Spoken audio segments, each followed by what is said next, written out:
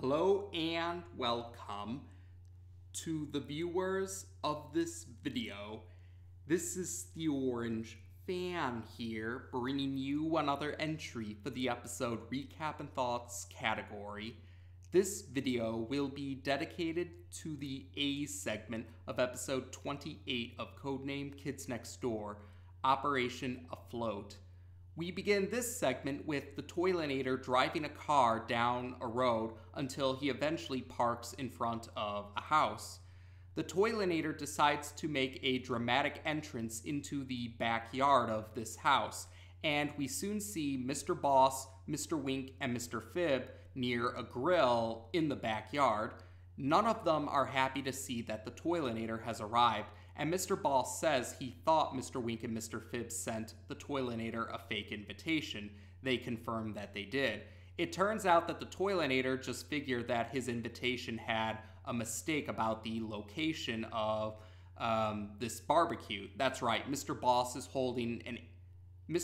holds an annual barbecue for the villains to celebrate their mutual hatred for the kids next door. And the invitation that they sent the Toilinator claimed that the barbecue for this year would be in Antarctica, but the Toilinator figured a barbecue in Antarctica didn't make any sense, so he figured it was at Mr. Boss's house, and he guessed right. And he even brought some asparagus for everyone to eat, but Mr. Boss complains that vegetables are the sort of food that adults force kids to eat, and he tells Toilinator to just have a hamburger. Number 4's voice is heard, however, and he says he would gladly have a hamburger, saying that he and his teammates didn't get the chance to eat before coming to this barbecue. Yes, we see the Sector V operatives have arrived at the barbecue. They intend to get the drop on the bad guys who have gathered at this barbecue, but they soon realize that many villains have arrived at this particular barbecue. Number 1 whispers to Number 3 that he thought she said that it was only going to be a small villain gathering, but Number 3 comments that that's a lot of partygoers and not enough to... she brought one of her rainbow monkeys with her, her happy barbecue rainbow monkey, and she says that she needs more of this particular rainbow monkey to make as many partygoers that are present happy. But the villains take the chance to attack the Sector V operatives. So the Sector V operatives make a run for it, and they head for Mr. Boss's garage. But Mr. Boss remembers that he doesn't have a garage. It turns out that this garage is actually a 2x4 technology vehicle. It's known as the Mech Garage. So the Sector V operatives activate the Mech Garage, and they take off while the villains are still trying to chase after them. Eventually, the Mech Garage takes off into the air, and they're able to avoid the villains who were chasing after them for a while. Number 1 grumbles that this mission didn't go as planned, and Number 4 is upset that they didn't get to steal any of the food from the barbecue because it looked delicious to Number 4.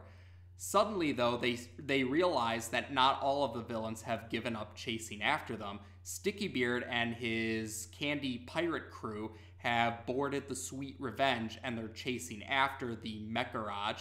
They're using cannon gumballs to try and shoot them down. By the time the Mech Garage is flying over the water, that's right, when the Mech Garage is flying over the water, the Sweet Revenge manages to hit the engines of the Mech Garage with cannon gumballs, and this causes the Mech Garage to crash into the water. However, the Sector V operatives soon realize that this isn't an ordinary body of water, it's actually a sea of asparagus. And Number 1 just comments that this explains why his family has been having asparagus for dinner so much lately. Number 2 confirms for everyone that they're going to be in this sea of asparagus for a while now because the damage from the cannon gumballs to the engines was more severe than he anticipated. So they're going to have to it's going to take several hours to repair the engines. Number 5 is okay with that. She doesn't mind just taking the chance to relax. But number 4 is not so eager to wait that long, especially because he keeps commenting about how hungry he is. Eventually, some time passes by, and we see number 4 has become very exhausted. His eyes are drawn differently to reflect his exhausted nature, and we see that he has green eyes. So number 4 is listing off all the types of food that he wants to eat, and number 1 inquires number 2 about how progress is going with repairing the engines. Number 2 confirms that it's still going to take some time. But then he feels shaking. That's right. The mech garage starts to shake around. And at first, number 2 thinks that it's just his teammates messing around on top. But then he notices something from the window of the room that he's in. Because the room he's in is underneath the Sea of Asparagus right now. And he notices a creature swimming by. Number 2 admits that he's nervous and he doesn't want to be down here by himself.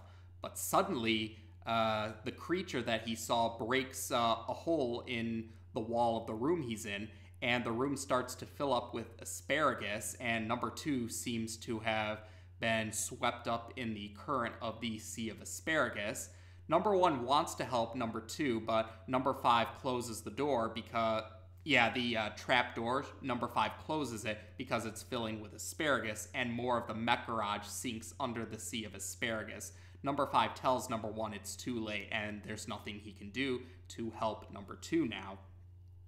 Number 4, however, is becoming more and more exhausted, and he starts to hallucinate. He thinks number 3's Happy Barbecue Rainbow Monkey is a cheeseburger, and so he's chasing after number 3 for the cheeseburger. But soon enough, the creature that attacked number 2 reveals itself to the rest of the Sector V operatives. It's a Great White Asparagus, and yes, this Great White Asparagus ends up eating number 3, and more of the mech garage is destroyed and sinks under the Sea of Asparagus. Number 4 notices that the rainbow monkey, or in his eyes, the cheeseburger, is floating on some of the platforms of the mech garage that are still floating. So he actually jumps the platforms to reach the rainbow monkey, still thinking it's a cheeseburger. Number 1 orders number 4 to return to them, but the Great White Asparagus eats number 1, and more of the mech garage sinks. And then the Great White Asparagus then eats the rainbow monkey, and number 4 actually jumps into the Sea of Asparagus to chase the Great White Asparagus, but he remembers that he can't swim, and he ends up sinking under the Sea of Asparagus. Number 5 is all that remains of the Sector V operatives, and she's barely hanging on as the mech garage continues to sink further and further down. And the Great White Asparagus appears once again to eat number 5, but the last thing number 5 sees before she sinks fully under the Sea of Asparagus and loses consciousness is the sight of the Sweet Revenge attacking the Great White Asparagus with cannon gumballs. Eventually, number 5 regains consciousness because she smells chocolate. She sees Sticky Beard's pirate crew in front of her, and one of them has a bar of chocolate opened up and is waving the bar of chocolate in front of her nose, thinking that it would wake her up, and they were right. The smell of chocolate woke number 5 up. At first, number 5 is in a panicked state right now by seeing all the candy pirates, but Sticky Beard assures her that she has nothing to worry about. Sticky Beard and his pirate crew actually saved number 5, and the rest of the Sector V operatives for that matter. Number 5 sees the Great White Asparagus has been defeated now, and several of Sticky Beard's pirate crew are freeing the Sector V operatives from inside the Great White Asparagus. They're even sharing their candy with the Sector V operatives. Number 5 has now calmed down, and she questions why would Sticky Beard help her and her friends. Sticky Beard admits even though he wants to defeat the kids next door, he would rather do that himself. He wouldn't want the Great White Asparagus to do the deed of finishing them off. in other words, you could say Sticky Beard Sticky Beard is following an example of I'm the only one allowed to defeat you, is how you can see it. But Sticky Beard says that this alliance is only temporary. Once they leave the Sea of Asparagus, they'll be enemies again. But number 5 isn't too worried. She doesn't mind that they are on friendly terms for right now. And Sticky Beard doesn't seem to mind being on friendly terms with the Sector V operatives for the time being either. And the segment ends with Sticky Beard admitting to number 5 that he would like it if she and her friends kept the fact that he saved them a secret from the rest of the villains, or else he won't get invited to the next barbecue. So this is the first segment of season 3, and it happens to be a parody of the movie Jaws, except instead of a shark, it's living asparagus, or sentient asparagus. It's sentient asparagus, or asparagus that acts like a feral beast. And yeah, this was actually pretty intimidating. I remember, when I was a kid, I remember being rather intimidated by the Great White Asparagus and seeing this segment. I don't think I saw the movie Jaws at the time when I first watched the segment, so it wasn't until years later when I eventually saw the Jaws movie and when I noticed the similarities and figured, oh, this is where that Kids Next Door segment got the idea from. And yeah, it does also reflect the show's usual over-the-top situation or over-the-top manner of presenting certain things, because there's that idea that no one likes to eat vegetables, or kids don't like to eat their vegetables is a common thing you see in fiction. And in this case, they took it to an over-the-top manner in the form of the vegetables trying to eat the kids. But besides that, we also got to see several villain cameos at the barbecue. Even Father was included in the group shot for the villains at the barbecue. I also noticed a cheese ninja was there. I didn't see the cheese shogun though, but yeah, one of the cheese ninjas ended up showing up too.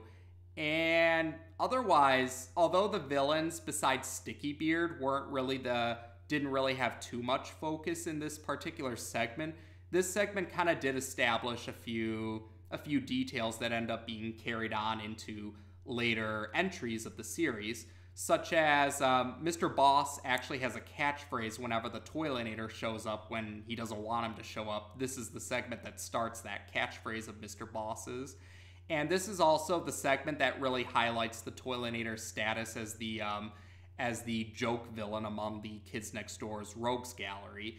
Because we got a little hint of it in Operation Movie, where the Toilinator actually gave a great idea that the other villains were impressed by, but this one kind of established their tendency to try and keep the Toilinator out of their villain meetings. Now, this segment also did have an example of continuity hiccup because Count Spankulot was present at the barbecue, but as it was mentioned in the Recap and Thoughts video for Operation Movie, Count Spankulot is supposed to be in jail at this point in time because he was sent to jail at the end of Operation Spank.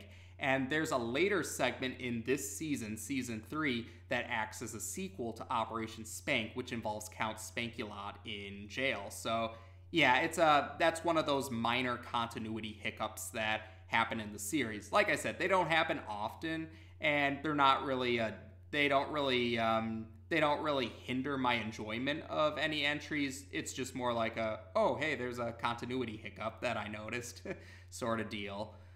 But otherwise, with Mr. Boss and Mr. Boss's house.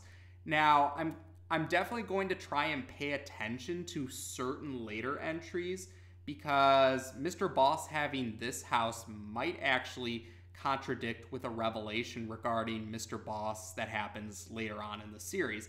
I don't want to give it away just yet because it's a pretty big surprise, so I don't want to give that away for the sake of those who are just following along with the Recap and Thoughts videos, but I'll bring it up eventually. We'll cross that bridge when we eventually get to it, and I might offer like a guess or an explanation, or like a fan explanation or a guess if the house looks different, if the house of a later entry looks different from the house of Mr. Boss is here.